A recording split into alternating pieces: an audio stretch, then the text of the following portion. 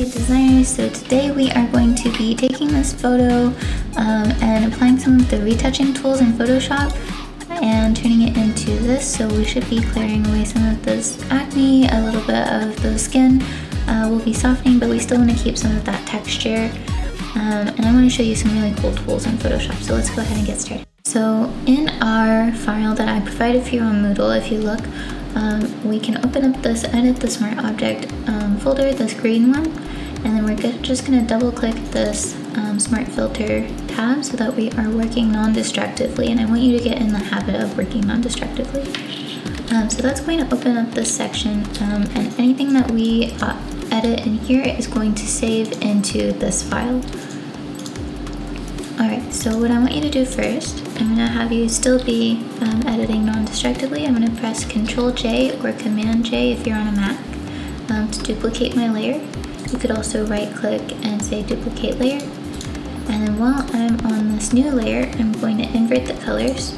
So you could right click and say invert, or you can just press Ctrl I or Command I on a Mac. I'm also going to set this to vivid light. So up here in the blending modes where it says normal, set that to vivid light. And what we're going to do is apply a high pass filter to it. The filters, oops, can have that selected. Filters, other, and high pass.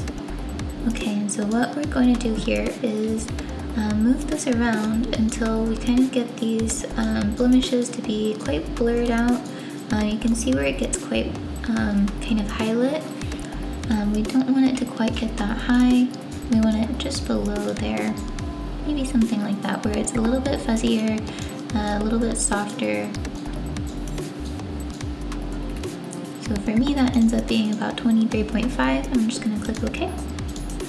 And then with that selected still, we are going to do a filter, blur, and Gaussian blur on the filter that we had originally. And so that's going to allow us to blend out a little bit of what we had set up there, just to keep it even softer. So maybe something like that. I'm just gonna click OK. Alright, so then I'm just gonna add a layer mask to that. And I'm going to invert that color, set it to Ctrl I, so set it to black. And then with the brush tool, I can paint back in where that tool would be affected. So I'm gonna set my opacity up higher. And you can see that that is doing a really nice job of preserving some of that texture, that skin texture, while really reducing the appearance of those blemishes.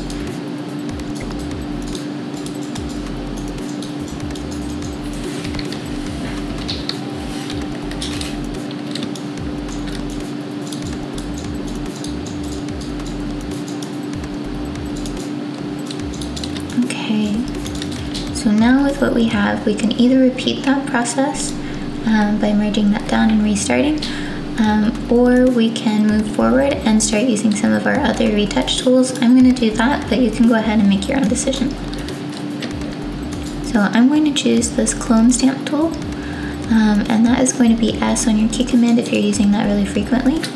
And what that does is if you just click, it's going to say you can't do anything because you need to define a source point. So what that's saying is, I'm going to do it from over here where it's really obvious, is when I hold Alt, it's going to give me this crosshair, and it's going to select this area. Let's do it on here. It's going to select this area, and then it's going to try painting from wherever I had selected earlier. So maybe we can do that with the eye and make it really obvious over here. And so that's a really nice way to kind of add in things, but it's also a really nice way to clean up small changes. So I can kind of select near here to get somewhere that has similar lighting and just pop that on. Another option that we have is the spot healing brush tool. So that is going to be J for your key commands if you're using that really often. So you can see how this would be really helpful if you're taking portraits of people, school photos, things like that, and you want to clean up kind of things that might have been an accident, things that you want more kind of control over, so that you can make sure that they get the best photo, that they have nice memories. You can see there's a bit of a scar on her face. You can click and drag, and that's going to grab from the area around it. So places where that doesn't work so well is where there's a very noticeable difference in things, so that might be okay there, but if you're kind of going too big, it doesn't know where to pull from exactly. So it does a really good job, but not in every single situation. The best thing to do with this is kind of use it sparingly and use it with as small of a painting brush as possible. Sometimes it's also better to set your hardness down to 0 so that you get kind of a nice fuzzy edge.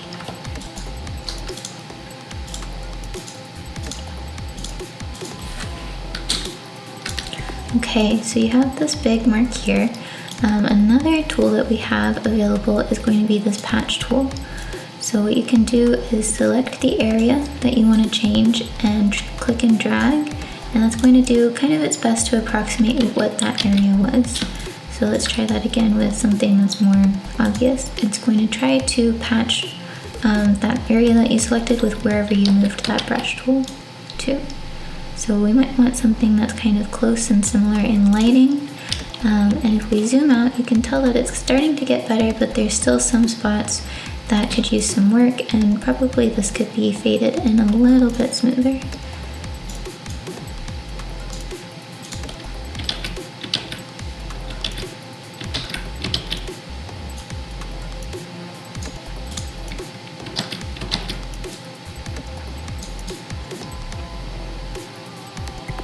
Let's try the content aware move tool just so that you can see. So I'm going to press check, and that is moving whatever was over here over to the side. It's basically doing a duplication but on the same layer. So let's try that again with the nose again, and you can see that it moves it right over, and it kind of tries to blend out that area that it had before. You can also change this to extend, and so that's going to make a duplicate and not try to affect what was here before. So that's not true. It is going to try to do that. So there's better situations that would work for with this little mole over here.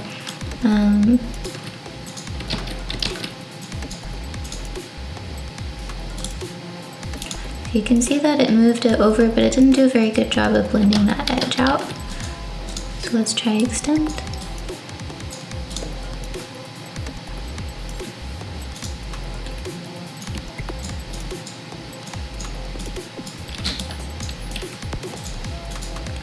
Yeah, you can see that it is duplicating it now. It still has a really hard time with those edges. It's not the perfect tool for everything, but there are good uses for it.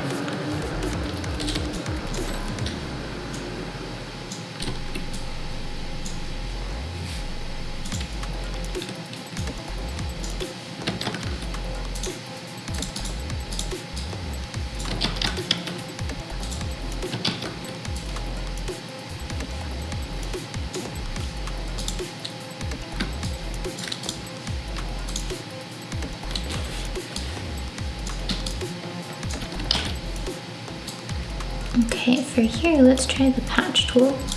So I don't want that area to be with that splotch that we put in there, so I just moved it across, and now you can barely even tell that there was anything over there. So let's just zoom out and check our work. This is a nice time to add in the navigator tool. So that kind of gives us that zoomed out version, so we can see what we're doing without necessarily having to zoom out all of the time. So there's some patches that are on her cheek here that I just want to make sure get cleaned up before we go too far. Let's try to go for some patches that are closer to that same lighting. That's looking pretty close.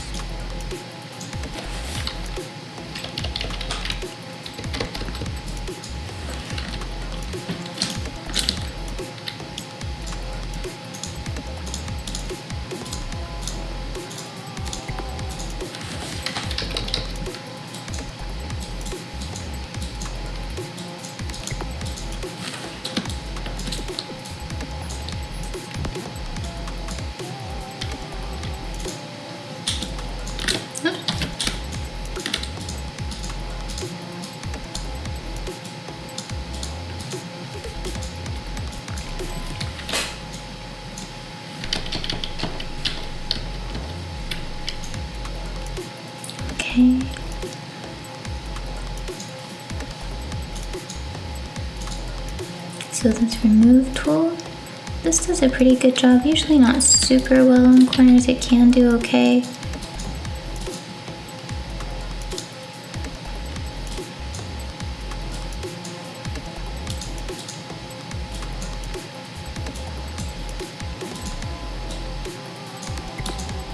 It works really similar to the spot healing tool.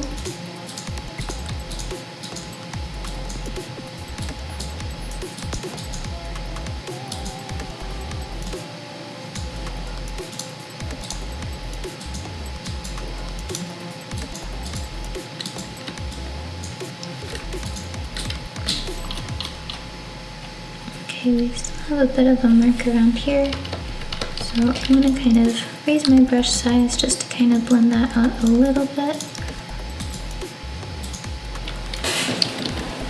And where we can, I do want to, even though her skin is kind of dry, we do kind of want to keep that texture because it gives that sense of like a living person. And so we don't want it to just be airbrushed out necessarily. Maybe you do, it depends on what you're going for, but for this project, I want to kind of keep things really similar, really even, but still something recognizable.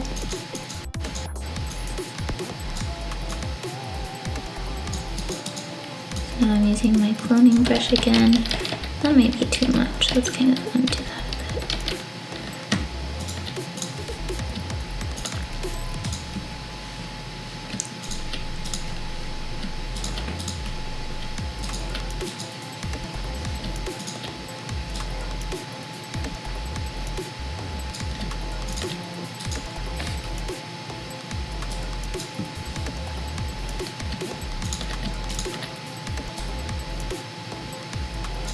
And something that you want to look for when I start painting, you don't want to kind of run into the area that you painted or that you selected from. You can see that it kind of has a really hard time dealing with that. So that might be a little bit more obvious over here. But you can see that where you've painted before, it's not kind of selecting that unless I click down again.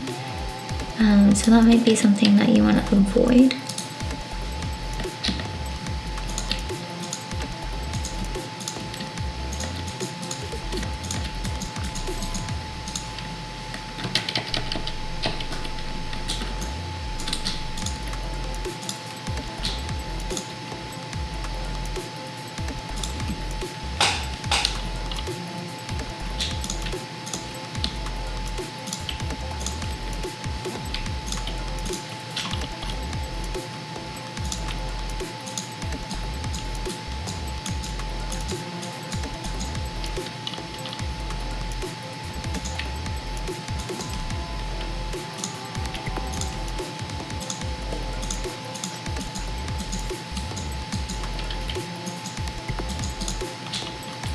I would say that's starting to really maintain the texture still while giving her a much clearer complexion.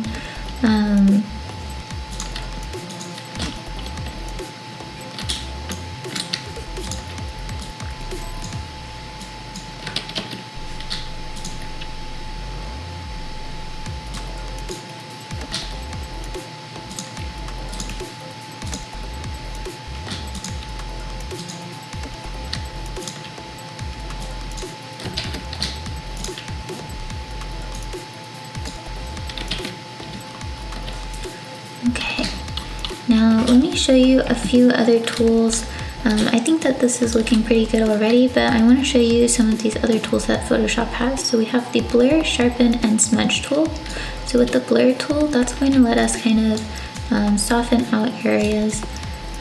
We might not want that in every single area, especially areas with high focus. So you want to keep that closer to the edges where you don't want people looking necessarily. So that might be good to soften out some of the texture around here.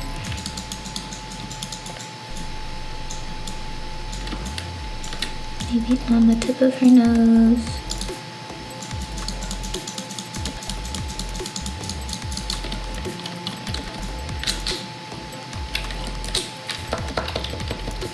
And we can make the brush quite big. You can set this to any of your brushes. I know that right now we don't have a whole lot of brushes to our that we can use with a mouse, but you still have some options in there. So you might want to blur things out just a bit, just to soften it. You don't want it too far, you don't want to just get rid of things, but you can fuzz things out just a tad. You might also want to sharpen things, so you might want her eyelashes to look really, really crisp. Maybe that sparkle in her eye to be really crisp. We also have dodge, burn, and smudge tools.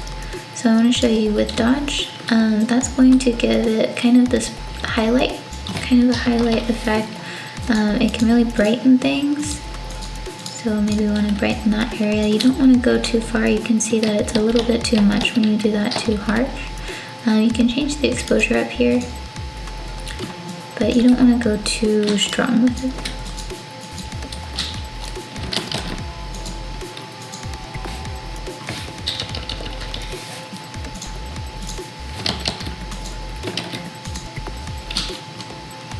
Kind of like that, that looks pretty nice. Then we also have burn. Burn is going to kind of darken areas, so that might be, you want more of a shadow in here. And it does a pretty good job of darkening without changing it just to gray, making it just straight black. It does it pretty good, not always the best, but not so bad. You can see it's kind of pulling from some oranges under her chin there. We won't leave that, but I do want to show you the effect.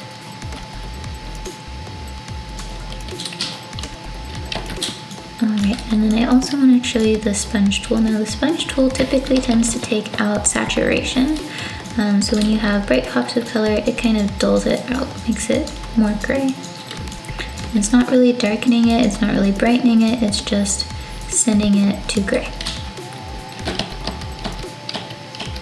If you wanted to make her into a statue, that would be kind of your direction. But maybe you have something where everyone's a bit too saturated, their skin color is a bit too saturated, and maybe it's like very orangey bright, or very teal. Sometimes like the skies in the background can get too saturated and it gets too teal. That could be a really useful tool to kind of bring that down a little bit into what would be kind of that natural range. But I did want to show you those. We also have blur, sharpen, and smudge. We use sharpen a little bit, but there's also smudge. So I want to show you kind of the difference between blur and smudge. So smudge, if you drag it, it's going to really push and pull those colors. If you're just using blur, you can see it takes a lot of wiggling around in an area to really even see much of a difference. And it's subtle if I turned it on and off. So let's go ahead and duplicate that so I can show you better. So if I turn this layer on and off, you can see even from this first time that we did it, that it is affecting it, but it's a little bit subtler. Definitely compared to smudge. So smudging might be really pushing things around, really moving them, and you can make a really big effect with that. It's not very good looking when it's coming to portrait editing, but it can be really useful, especially with painting, or with bigger blurring needs. Let's turn that back on and off. We can just go ahead and delete that. Alright, so I just want to make a few more little last touches.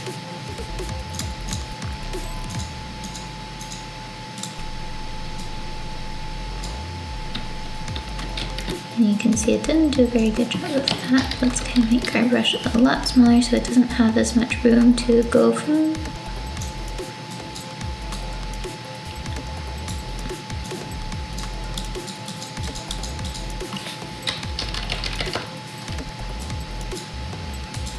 And you don't always want to go too far with this, but Sometimes it can be nice to leave in a few details that make things look like it's got its character, its original character, you know? So let's go to our clone tool.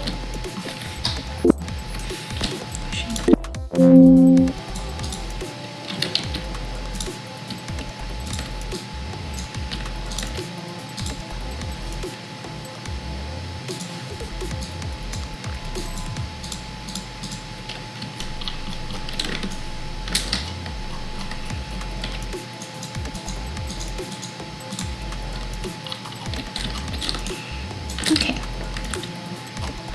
so now that we have all of these changes and edits,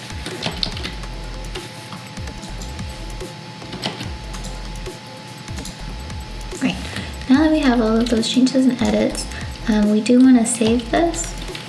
So we're going to do File and Save, and I'm not going to do that just yet. I'm going to go to Window, Arrange, and go to 2-up Vertical, and go to my first version. So you can see when I press save over here,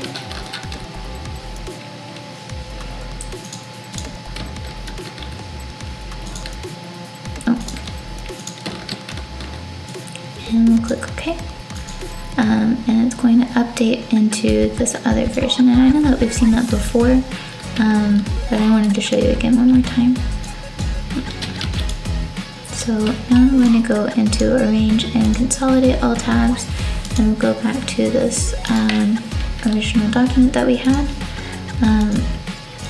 So here we can see all of the changes that we made really quick and right next to each other. That's all I'm wanting you to do. Just use those tools, those retouching tools.